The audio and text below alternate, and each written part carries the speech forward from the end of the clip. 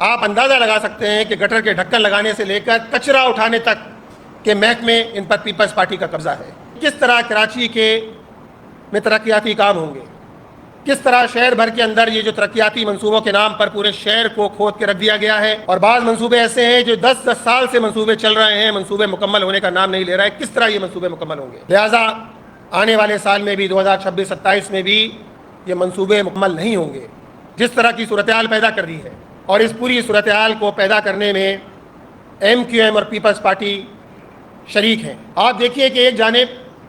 کراچی جیسا شہر، mega metropolitan شہر کہ جس کی ضرورت با اختیار بلدیاتی نظام، با اختیار شہری حکومت جس کی ضرورت ہے، یہی MQM اور پیپلز پارٹی ہے کہ جس نے 2008 سے لے کر 2013 تک حکومت میں شامل رہے، پیپلز پارٹی کے ساتھ وفاقی حکومت کے اندر بھی اور اسی طرح صوبائی حکومت میں بھی شامل رہے، اور با اختیار شہری حکومت کا جو نظام تھا اس نظام کو لپیٹنے میں یہ دونوں ایک دوسرے کے فیسیلیٹیٹر ہیں۔ KDA، KBCA، Sindh solid waste management board, یہ سارے ادارے وہ ہیں کہ جو انڈرسٹینڈنگ کے ساتھ MQM اور پیپلز پارٹی کی صوبائی حکومت کے حوالے کر دیے گئے،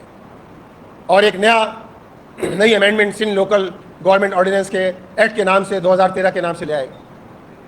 جس کے نتیجے میں یہ سارے ادارے جو KMC کے ماتحت ہوتے تھے آج KMC کے ماتحت نہیں ہیں۔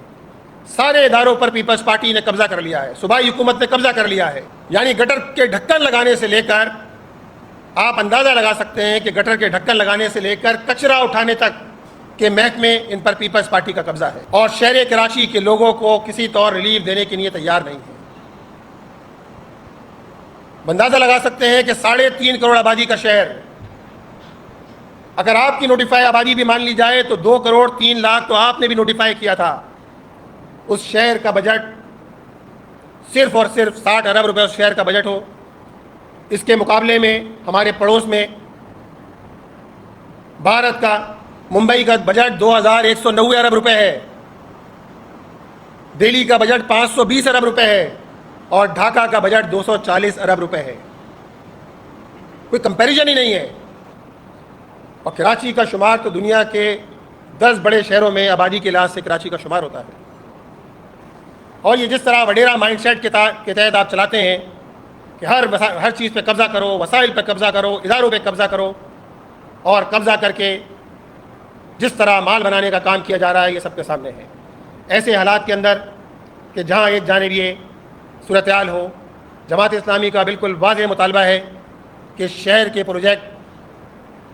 شہر میں ترقیاتی کام کو تیز کیا جائے، شہر کے پروجیکٹس کو مکمل کیا جائے، کراچی میں بلدیاتی ایمرجنسی نافذ کی جائے، اور بلدیاتی ایمرجنسی اس لیے نہ ہو کہ اس کے ذریعے بلدیاتی ایمرجنسی کے ذریعے مزید مال بنایا جائے، بلکہ بلدیاتی ایمرجنسی کے ذریعے ہنگامی بنیاد پہ ترقیاتی منصوبوں کو مکمل کیا جائے، کراچی کو با اختیار شہری حکومت کا نظام دیا جائے، جو 18ویں ترمیم کے بعد کراچی کی ضرورت ہے کہ 18ویں ترمیم کے بعد ڈیولوشن آف پاور ہوتا، اختیارات کی نچلی سطح پر تقسیم ہوتی، لیکن آپ نے 18ویں ترمیم کے بعد اختیارات کی نچلی سطح پر تقسیم نہیں کی، بلکہ سارے اختیارات صوبائی حکومت نے اپنے پاس رکھے ہوئے ہیں۔ حکومت سے مطالبہ کرتے ہیں، صوبائی حکومت سے مطالبہ کرتے ہیں، مراد علی شاہ صاحب سے مطالبہ کرتے ہیں کہ ہر یونین کمیٹی کو کم از کم 10 کروڑ روپے دیے جائیں تاکہ شہر کراچی میں تعمیر کا، ترقی کا کام ہوتا نظر آئے۔ اسی طرح وفاق اور صوبہ جو ہے 500 ارب روپے ترقیاتی فنڈ میں دے کراچی کو، اور ہنگامی بنیاد پر جو ہے کراچی میں بلدیاتی ایمرجنسی لگا کر اس کام کو کیا جائے۔ الحمدللہ جماعت اسلامی اس پورے شہر کے ان حالات کے اندر کہ جب پیپلز پارٹی اور MQM کی ملی بھگت کے ذریعے، فرینڈلی فائرنگ کے ذریعے شہر کراچی کے لوگوں کے زخموں پر مرہم رکھنے کے بجائے